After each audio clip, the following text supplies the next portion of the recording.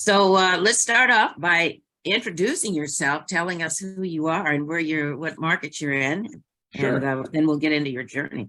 Yeah. So I'm Dan Hillsman. I'm in Metro Atlanta market and been licensed over 20 years. I used to tell people, no, I don't know, 20 is a lot, and it's not just a little bit over 20, so a good bit over 20.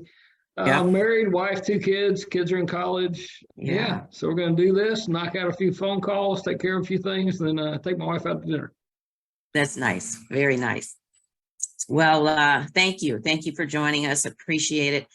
I have really enjoyed our mastermind group that we're both a part of. And you've got such a compelling, your story is compelling, but your purpose, your why it's simplistic, but it's very powerful. So why don't you share with us where this all started? When did you get in real estate? What were you doing before? And then what brought you to where you're at today? That's great question. So let's see. I always knew somehow I'm super spiritual, so it all came about. I always knew that I wanted to work with kids. So I was in Hilton Head, South Carolina. I'm from Atlanta, Georgia area. I was in Hilton Head, South Carolina. I'd been bartending, selling some timeshares for a few summers there, and heard loud and clear, hey, it's time to go home and go find a place to work with some kids and meet a wife. I thought that'd be a great place to meet a wife. So I went and worked at an adolescent treatment center, and it's about a 13-ish month stay average for the kids. And that's where I met my wife. And while I was there, I thought, I'll go get a real estate license, because I'd also always thought I wanted to have a real estate license. Loved working with the kids, but I was where, couldn't really help support a family with an adolescent treatment center type salary unless I became like the head of the place or a psychologist or something. So, I met my wife there, and we've been married 27 years. So that's pretty awesome. Nice. Yep, got licensed and couldn't get anyone approved. I mean, what few people I had, I would send them, and if I was just part-time, they say, no, they're turned down. No, they're not approved. No, they can't buy a house. So This was quite a while back. I woke up one day and said, you are a loan officer. You didn't have to get a license or anything. So I just went and I was always pretty good with numbers. So went and got a job as a loan officer and started getting my folks pre-approved. But by then I was doing mortgages, so I rarely I sold a few houses, like just a couple of years, because I was a full-time loan officer. Yeah. And so did that for about 10 years, and then moved into full-time real estate, and then thought, hey, I got a bright idea. I'll get a broker's license and own my own company and keep all the money. Okay. Yeah. Well, if anybody's out there that pulled that off, better not do. Congratulations. All the money's not ever all the money. You have overhead and all the times, a lot of time stuff going on. And then I've been I was a team. After that, a friend of mine said, hey, why don't you come work at my company, be broker in charge? There was 9 agents there. And then him and his wife got a divorce, and they closed a few years later. And then went and was a solo agent again. And then I thought, I got another bright idea. I'll grow a real estate team and keep all the money. Okay. Yeah. So the margins for me were super thin. And most team leaders I talk to, the margins are super thin. Not all of them. There's some really good team leaders that I know, but generally speaking, I figured out at a pretty high level, we can have pretty thin margins. And so let's see, about 5 years ago, came to eXp Realty and thought, hey, I got a bright idea. I'll try to grow the company and grow an organization instead of a traditional real estate team, and then still sell some houses. And so that's how we got here, Toni. Wow. Well, I'm interested to know, what was it at that time? You said it's 5 years ago. Mm-hmm. And so today we're in a completely different market, a different company, so to speak. Yeah. It just continues to improve. But I'm curious to know, what was it that really intrigued you 5 years ago to make the shift into this platform? Yeah, I really thought, but I was also old enough to know that what I was thinking might not actually happen. But I really thought that it's a great idea. And I had a few pretty close friends in real estate after 20 years. And if they were interested, maybe they would have some friends that were been in real estate a long time, and maybe they would get interested. And then maybe they would have some friends, they would get interested. And that's pretty much what happened. Now, Mhm. they all told me no in the beginning. Like, no, Yeah. we don't want to talk to you. We're not making a brokerage change. Can't believe you left where you're at, and we're not leaving, right? So all my Mhm. builders that told me that are with us here today. So I saw that, but I was aware that that might not ever work for me, right? Mhm. Because I didn't have a big team and I wasn't a mega producing agent. So, jokingly, I say, well, I guess I was just gullible enough to think it might would happen for me, Mhm. or hard-headed enough to make it happen for me, however you want to look at it. So it was a lot of Yeah. hard work, but so I don't diminish that. A lot of prayers. So I think that's a tip out there. If you're a praying person and trying to do this, you might want to pray more. Can't hurt. Yeah, Um, that's right. yeah, that. But I also fell back on. I was a Commissions Inc. guy, so I had a lead generation website, Commissions Inc. I learned to use it at a mid-level, I guess, and it was half my business. Okay. And so when I looked at eXp, and I was paying the most I was paying for Commissions Inc. was $2,400 a month. I was paying $14.99, I think, for the team site, and I was spending about another. I think the max I got was another $800-900 for ad spend. Then I got down to about $9.99 a month for just a solo site, but still ad spend. And so that's where I was at with Commissions Inc. when And so, I looked Tim, at eXp.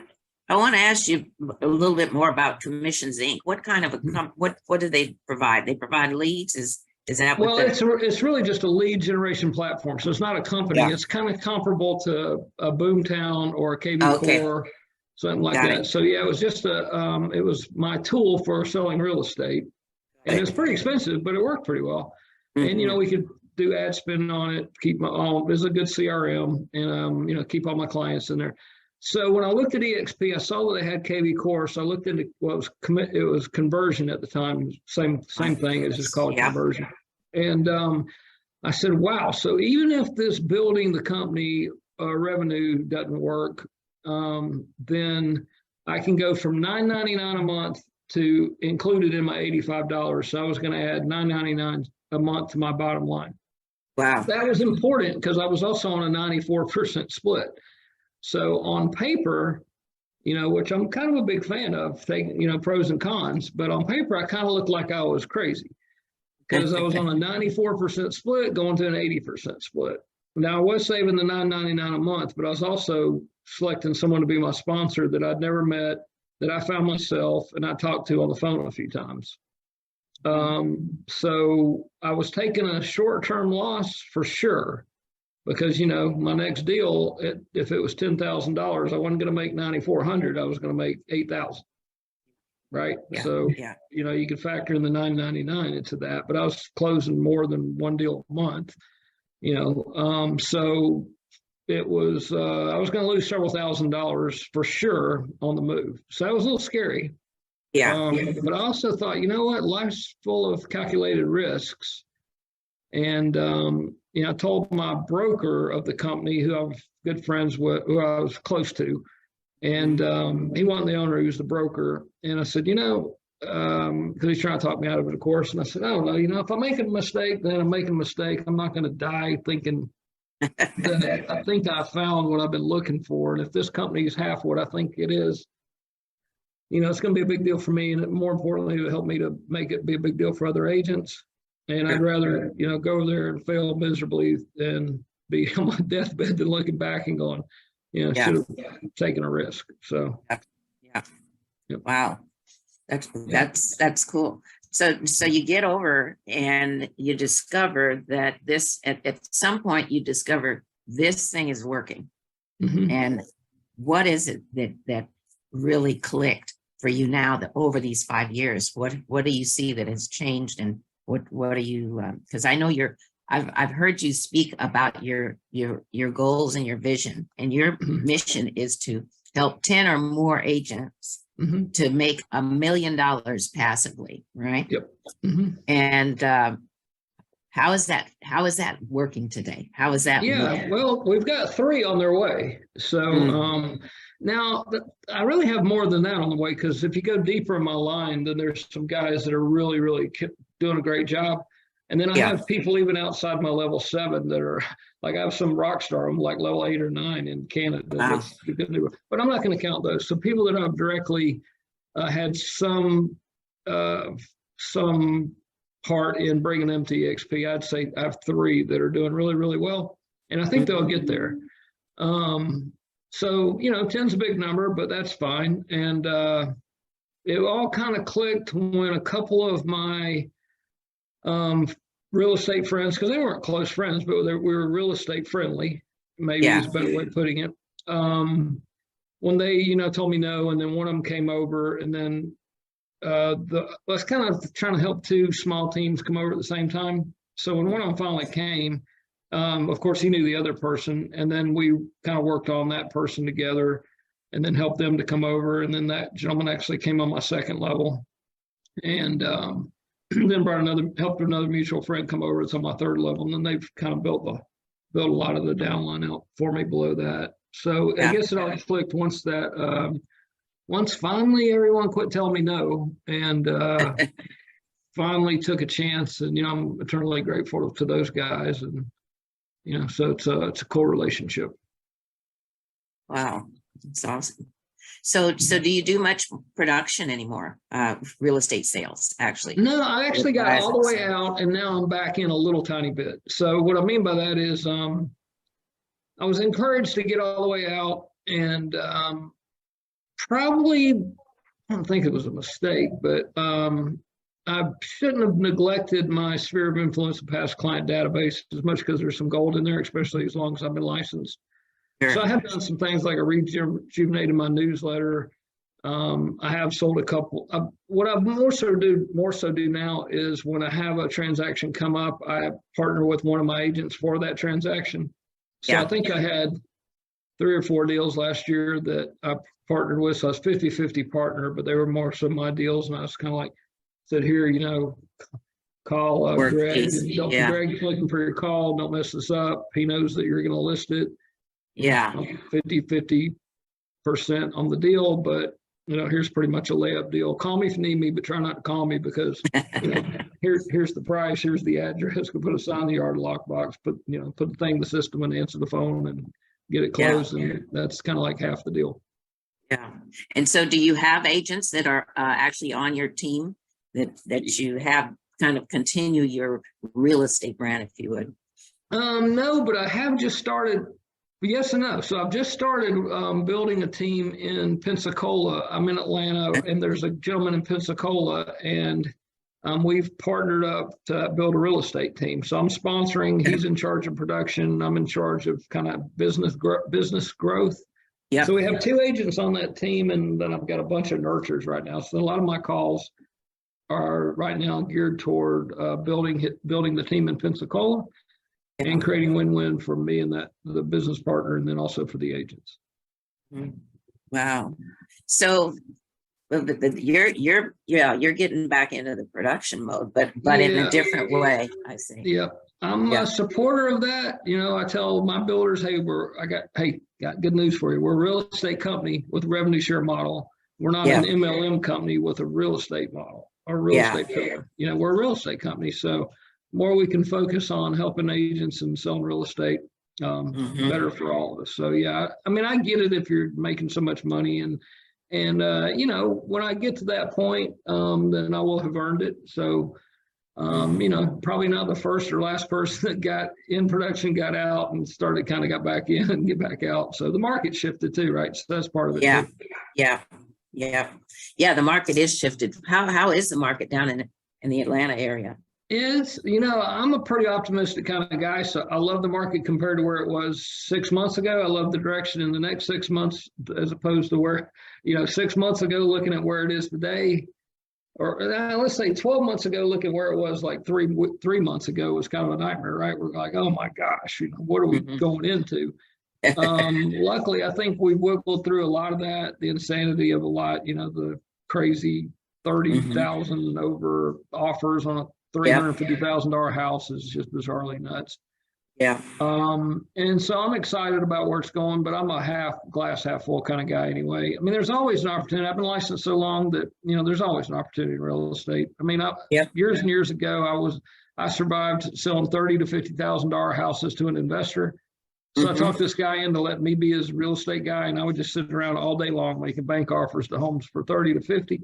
Well, if anybody's out there listening, what I learned from that was instead of me picking up commissions on $30,000 to $50,000 homes, I should have taken a weekend and gone and found a money guy and a contractor guy, because I was the guy putting it all together anyway, right? I just didn't have the money and I wasn't fixing them up, but I was the guy finding them and putting the deal together and then handing the deal. And then I was running to get another deal to make $1,000 on. Those guys are knocking out $7,000, $30,000, $20,000.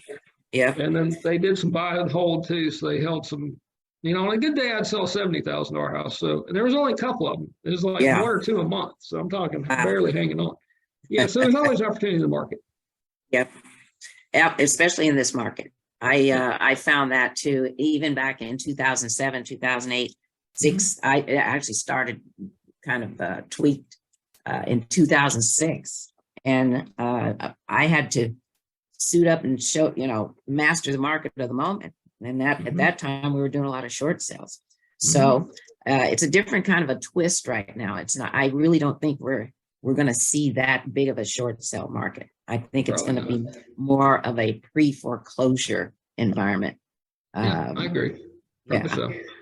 So, but the key is skill set, skill set will, when you're in any market, your skill set is key. So what I love about this platform that we're on is that you can do a little bit of everything, but I really believe, for me, my decision to make this move over to eXp had everything to do with my retirement and my age, where I was at in the business. I've been in the business 23 years now, and we didn't have an exit strategy. Realtors, we didn't have a plan. We didn't have many retirement parties, if you would, right?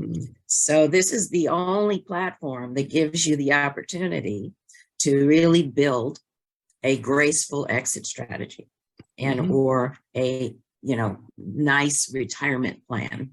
And you can continue to sell if you want, but it doesn't take it's not brain surgery to jump into the revenue share aspect of the company. So I agree. Yeah, I'm pretty excited about that. So so tell me now, what do you spend most of your time on today? Helping agents. Finding agents to help and helping agents that I found. Yeah. I think that is so powerful. It's so simple, but yet it's powerful, because when you can make a difference in somebody's life, it's like when you talk, I love the fact that you're spiritual as well, because at the end of the day, we're not running it, right? We think we're running it. No, we'd like to think we're running it, but we're not running it. We're not. So we are literally servants, and we're vessels, and however we can be of service and to help change people's lives or improve or enhance or whatever you want to call it. But at the end of the day, that's what we're here to do, Exactly. And we just so happen to be in the real estate business, right? Right. But we've got a beautiful platform here to really make a difference. And that's what's exciting. Where do you think, what do you vision? What do you see 5 years from now? Wow, that's a great question. I don't know. I'm kind of a day-to-day kind of guy. I don't know, but I'm excited to see whatever it is. How about that? Yeah. Do you ever get a chance to get out to the various events that we have? Like with the shareholder summit, we've got the Cabo. Been to all of them, huh? Yeah. And what do you find when you go to these events? What happens for you? It's the collaboration, relationship building, meeting neat people. If you're looking for something in life or in business, then go find somebody that has it and see if they'll help you get what they have. And just great relationships and a lot of learning, a lot of inspiration. So and I mean, what I mean by all of them is all of them. So Puerto Vallarta, Cabo a couple times, Key Yep. West, Mhm. Arizona, Yep. Dallas, Yeah. Puerto Rico. Mhm. So been, Wow. yeah, Cleveland, Ohio, Kentucky Derby thing about 4 years ago was pretty cool. Nice. Didn't go to the Kentucky Derby, but I went to the event. Then the wealthy people went to the Derby, and I came home to get back to work. But yeah, just relationships and collaboration and learning, and yeah, pretty cool. I think the collaboration is really powerful. And Mhm. I'm a part of several different mastermind groups. And Yep. I'll tell you, you know, I was with another company previous, and there was a lot of culture, there was a lot of education, and it was great. But this is on another level, Mhm. this collaboration, because there's so many powerful producers and experienced individuals who have been through all of it, the Mhm. ups, the downs, and the rounds, and and everybody shares their stuff, and everybody collaborates so that we can all win. So it's just really, really unique, and it's very, very powerful. That Yeah, it has to do with the agent-owned company, so that's yeah, partially why a lot of that is. But yeah, it's a lot easier to do that if we all own the company together than that's if we don't. right. It's my experience, and because That's I've right. never been with an agent-owned company, and I've never had collaboration like we do here. And my sneaky feeling is, some of it is due to being agent-owned and us all being part owners of the company. Wow. Well, I tell you, it's been really great to hear your story and to hear Oh, thank you, Toni. your mission and your enthusiasm. I feel it whenever we are in our masterminds. I can feel I said, I got to talk to Dan because there's something special about you. And now I know what it is. You've got that. That's right. that is exciting for me because I really am super clear that there's a power greater than us that's behind all of this. And it's just important. It's important to know that we are vessels and we are here to help others.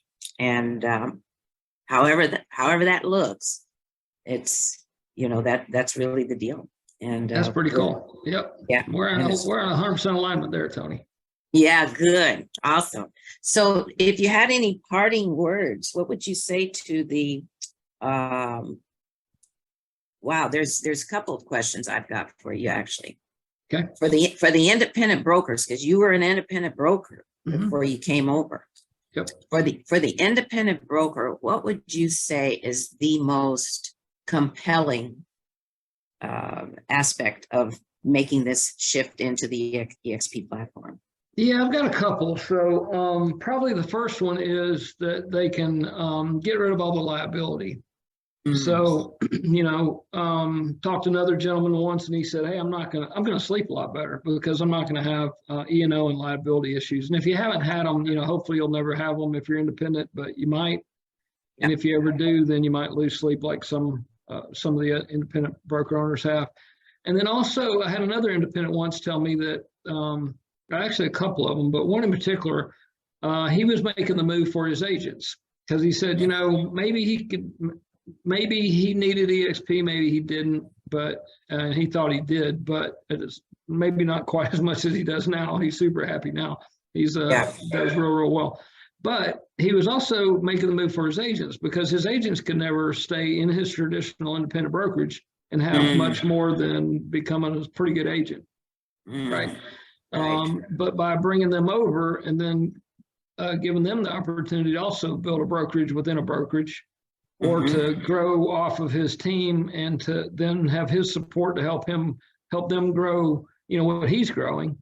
And that's a big deal for his agents. And then also, it was also helpful to give all his agents KV Core. So if he'd have stayed there and gave his agents just KV Core, that would have been, I don't know, what was it, $500 to $700 a month? I think he had 14 agents. So that was going to go straight to the bottom line.